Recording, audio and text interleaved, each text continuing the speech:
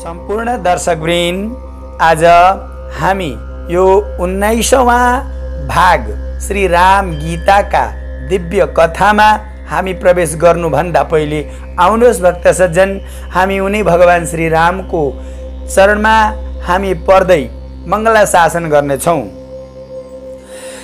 रामो राजमणि सदा विजयते, रामं रमेशं भजे, रामेण निहता निशाचर चमू, रामाय तस्मै नमः।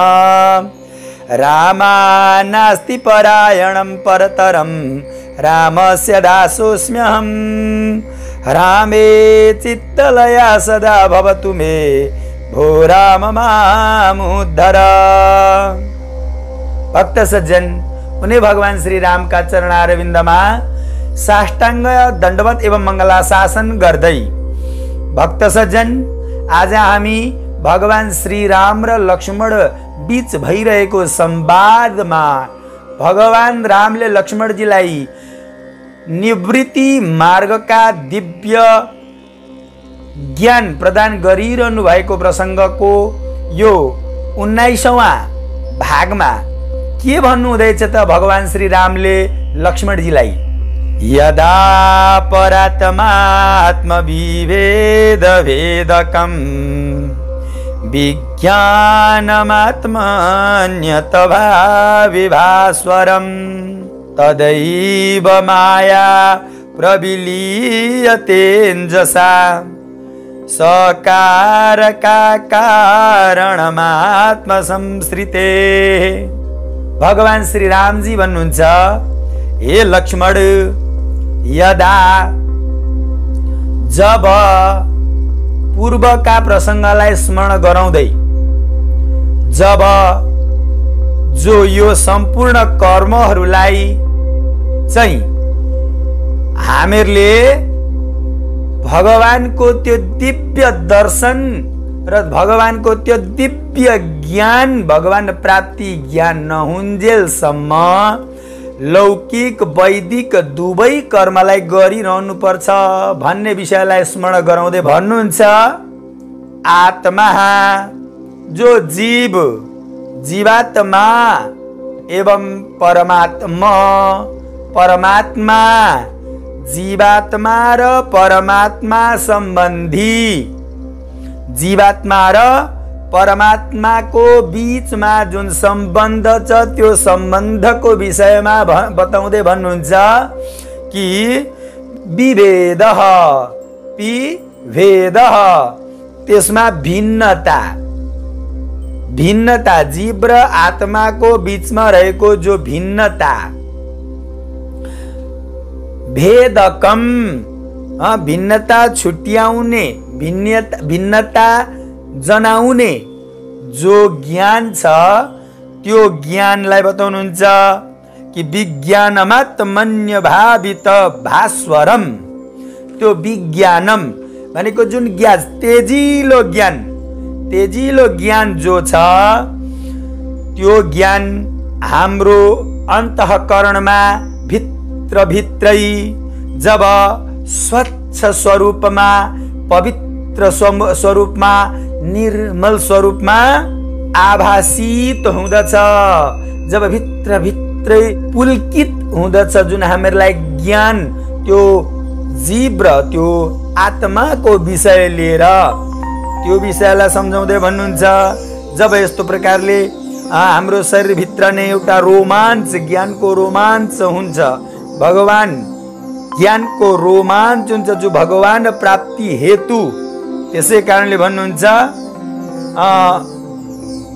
जब हाम्रो शरीरभित्र यस्ता रोमाञ्चहरू, यस्ता दिव्य ज्ञानका आभाहरू उत्पन्न हुन थाल्दछन्, त्यसै बखतमा त्यही समयमा भास्वरम प्रकाशित हुन थाल्दछ, अत्यन्त भित्रभित्रै प्रकाशको ज्योति बल्न थाल्दछ, ज्ञान रूपी प्रकाशको ज्योति, त्यो तेज रूपी ज्ञानको प्रकाशको ज्योति यो हाम्रो हृदयको अन्तःकरणमा। त्यसै बखत यो आत्मालाई यो असार संसारमा डुबाउने जो माया हामीहरूको यो संसारमा यो हामीहरूको जीव यो शरीरको माध्यमद्वारा त्यो आत्मालाई पनि डुबाउने। यहाँनिर यो जीवात्माको अर्थ चाहिँ के छ भने नि, यो शरीरलाई नै जो हामी आत्मा मान्दछौँ भनेर अस्ति भन्नुभएको थियो नि, त्यही कुरोलाई यहाँ सम्बन्ध जोड्दै हुनुहुन्छ भगवान्ले। त्यसै कारणले यहाँ जीवात्मा शब्द राख्दै हुनुहुन्छ है।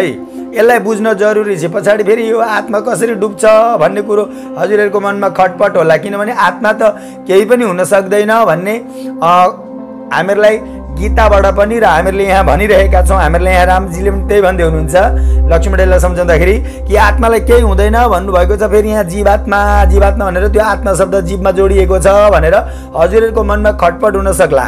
तर यसमा सम्झाउँदै के भन्न चाहन्छु भने, जुन यो शरीर छ नि हाम्रो, यो शरीरलाई नै हामीहरूले के सम्झन्छौँ त भन्दाखेरि आत्मा सम्झाउँछौँ नि त। त्यसै कारणले हामीहरूले कहीँ प्रयोग गर्दा के भन्छौँ भन्दाखेरि त्यसले आत्महत्या गर्यो भन्ने शब्द प्रयोग गर्छौँ नि त। किनभने आत्मा त मर्दैन, यो त सबैलाई थाहा छ, तर पनि हामी त्यही भन्छौँ नि त, आत्महत्या पो गरेछौ त्यसले भन्छौँ नि। त्यसै कारणले यो शरीरसँग त्यो आत्माको, यो जीवसँग त्यो आत्माको सम्बन्ध भएको हुनाले ऐकत्व भाव देखा पर्दछ। त्यही नै यहाँ बुझाउँदै हुनुहुन्छ। त्यसै कारणले यहाँ भन्नुहुन्छ, यो जीवात्मालाई यो संसार रूपी असार समुद्रमा डुबाउने जो माया छिन् नि, यो मेरो त्यो मेरो म आदि इत्यादि जो माया छ, त्यो माया चाहिँ सहसा लीन हुँदछ, अर्थात् सहसा त्यहाँबाट हट्दछ जब त्यो दिव्य ज्ञान प्राप्त भएपछि। त्यो ज्ञान रूपी तेज हाम्रो भित्र नै उत्पन्न भए पछाडि यसरी वर्णन गर्नुहुन्छ, यसरी बताउनुहुन्छ, जब हाम्रो भित्रको त्यो अज्ञान रूपी अन्धकारलाई समाप्त पारिदिदछ। यस कथाको तात्पर्य के भने नि, आत्मज्ञान भएपछि अविद्या रहन सक्दैन। यो कुरो बुझ्नु पर्यो। जब हामीमा आत्मा ज्ञान भए पछाडि यो हामीहरूको शरीरमा रहन सक्दैन। यसको प्रतिपादन गर्दा जुन स्थितिमा विशुद्ध अन्तःकरणभित्र ईश्वर र जीवमा जो भेद गराउने जो माया,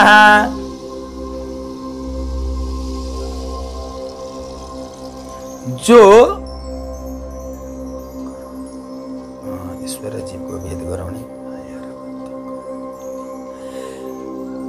ईश्वर र जीवमा भेद गराउने माया र अन्तःकरणका दुवै उपाधि तथा उसको नाश गर्ने दिव्य प्रकाश भएको विज्ञान, जो अघि तेजिलो ज्ञान भन्नेको छ नि त, त्यही दिव्य प्रकाश भएको जुन विज्ञान, त्यो भगवान ब्रह्मलाई जनाउने वाला, यो जीव र त्यो आत्मालाई चिनाउने वाला, यो जब जुन समस्त हाम्रो अज्ञानलाई नाश गर्ने वाला ब्रह्मको प्रकाश हुँदछ, अनि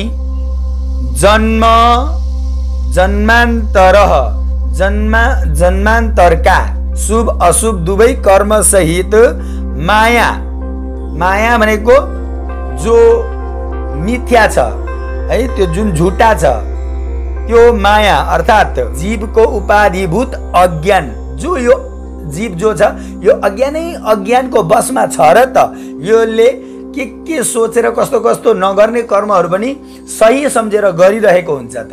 त्यसै कारणले जुन अज्ञान छ त्यसको नाश हुन्छ जब विज्ञान रूपी प्रकाश प्रकट भएपछि चाहिँ, जो ब्रह्मको दिव्य प्रकाश भएपछि चाहिँ त्यो अज्ञान अविद्या यी सबै नाश भएर जाँदछन्। हाम्रो भित्रैका जति पनि कल्मषहरू छन् ती पनि नाश भएर जाँदछन्, नाश हुन्छन्। अत जब अन्तःकरण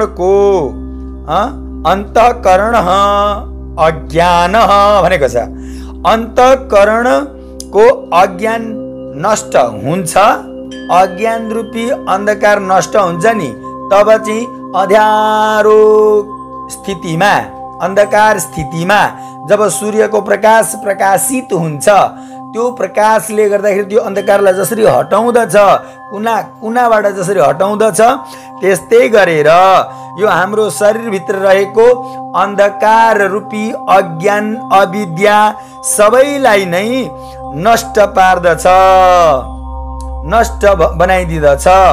यसरी भगवान श्री रामले यो 19औं भागको दिव्य सन्देश लक्ष्मणजीलाई दिँदै भन्नुभयो कि सम्पूर्ण जुन वासनामय, अज्ञानमय, अविद्यामय जो हामी मायामा फसेका छौँ, त्यो मायालाई प्रकाशित पार्नको लागि नै तेज रूपी विज्ञान, विज्ञान भनेको के हो? व्याकरणविद ज्ञाने धातुबाट प्रस्फुटित हुँदछ, जो निष्पन्न हुँदछ, बन्दछ विज्ञान। विज्ञाने धातुबाट विज्ञान बन्दछ। त्यही विशिष्ट ज्ञान जब हामीमा प्राप्त हुन्छ र ती माया रूपी जति पनि अज्ञान अन्धकारका जति पनि प्रपञ्चहरू छन् ती सबैलाई हटाइदिन्छ त्यो दिव्य विद्या रूपी ज्ञानले। भक्त सज्जन, यही नै भगवान श्री रामले लक्ष्मणजीलाई दिव्य ज्ञानको रूपमा दिइरहनु भएको कथा भगवानकै चरणमा समर्पण गर्दै यो मेरो युट्युब च्यानललाई पनि सब्स्क्राइब गरिदिनु हुन निवेदनको साथमा, र हजुरहरूलाई कुनै प्रश्न गर्नु मन लागे हजुरहरूले प्रश्न गर्न सक्नुहुनेछ भन्दै हजुरहरूबाट बिदा लिँदै सबैलाई पुनः जय श्रीमन्नारायण।